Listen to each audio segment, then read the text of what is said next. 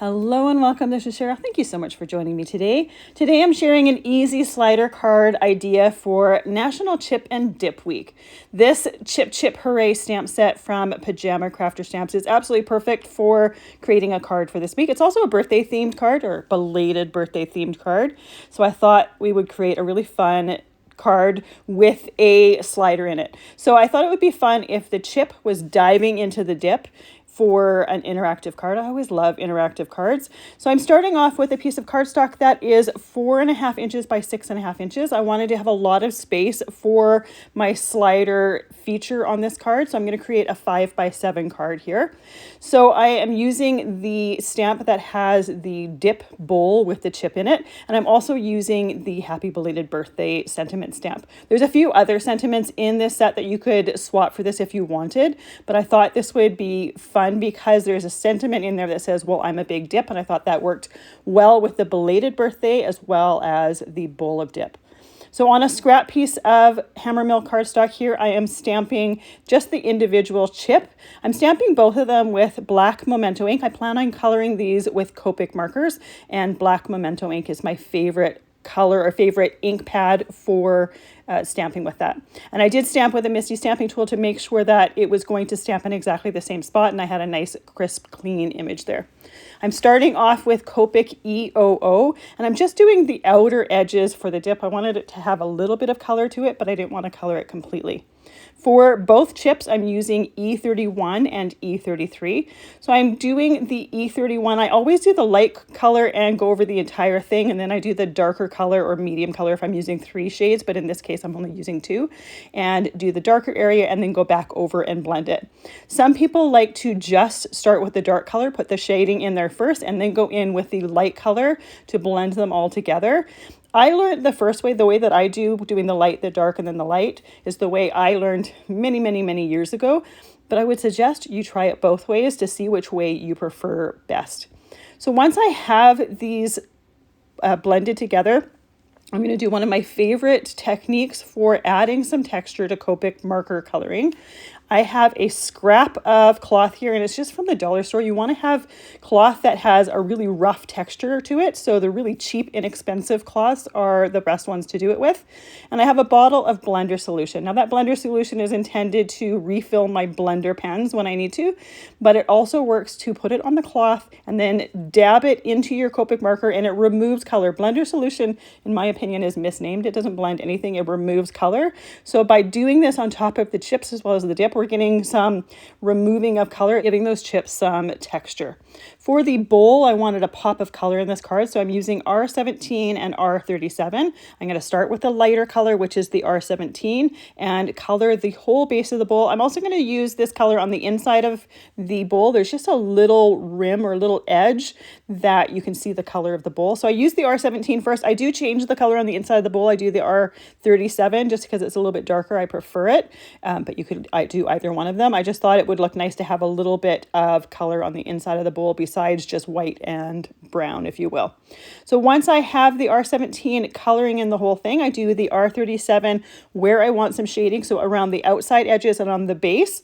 And then I also use those 2 colors for the shoes on the chip. Now those shoes are really tiny. You could use just one of those reds because you really don't see that they are blended together.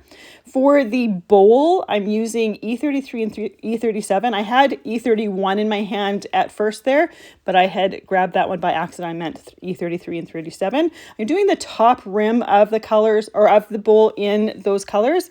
I'm starting with the E33. It's the lighter of the 2 browns, and then I'm going in with the darker color of the browns, just around the back edge, a little bit towards the front, and then I'm going to use the lighter one again, blending those in together. I just wanted, again, a little bit of a different shade besides that lighter brown. I wanted something a little bit darker. This is going to blend in nicely, but we're not adding a ton of different colors to it.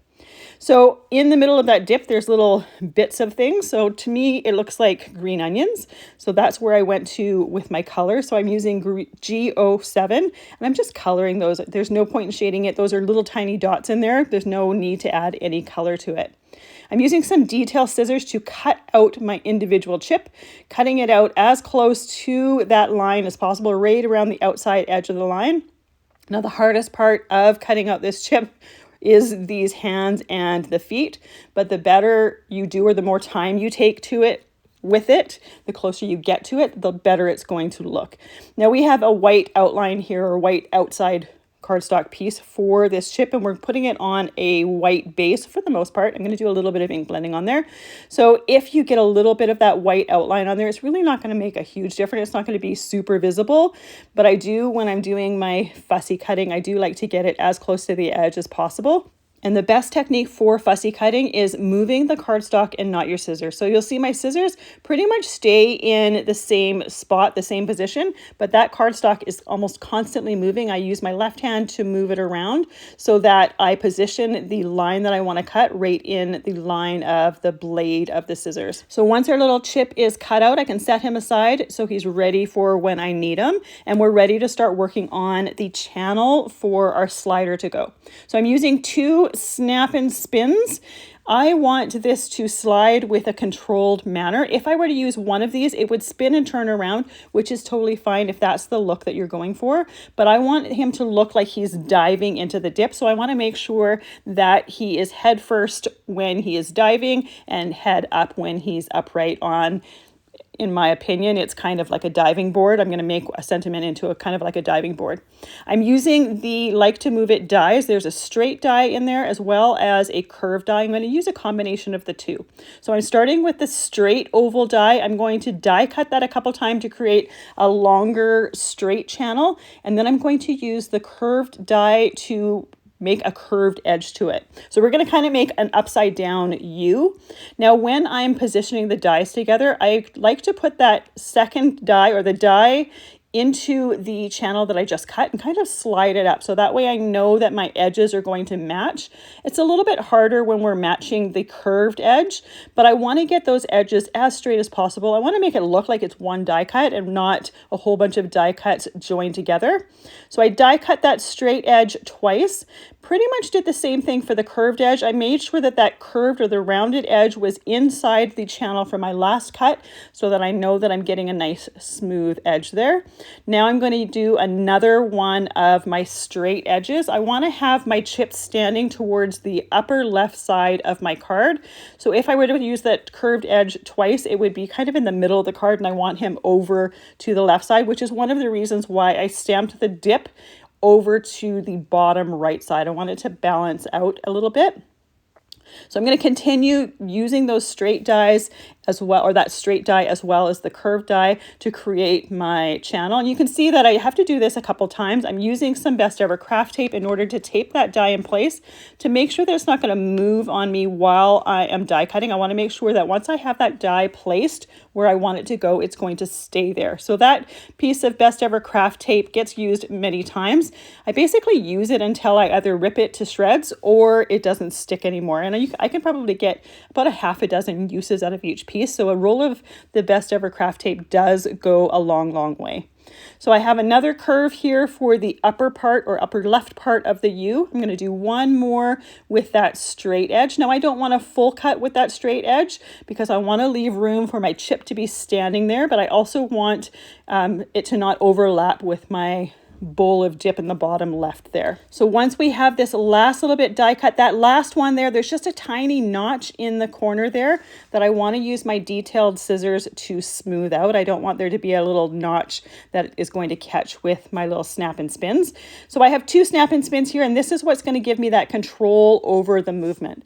Before I put them in and start to assemble that, I want to do a little bit of ink blending around the outside edges just to give it a bit of visual dimension.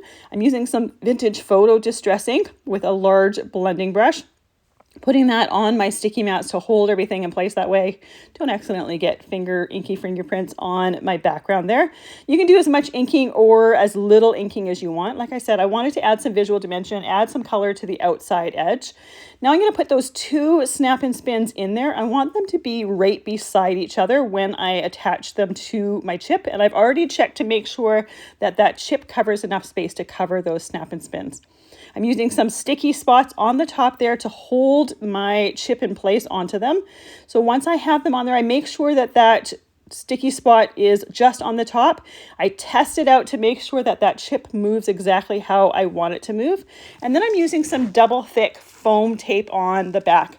You want to make sure that you give those things, the snap and spins, enough dimension behind so that they move smoothly. If your foam tape isn't thick enough, you can double it up and do a double layer of it, but you want to make sure that you have some nice dimension behind there so that they do move smoothly and they don't get caught on without a space behind your front of your card in order to move.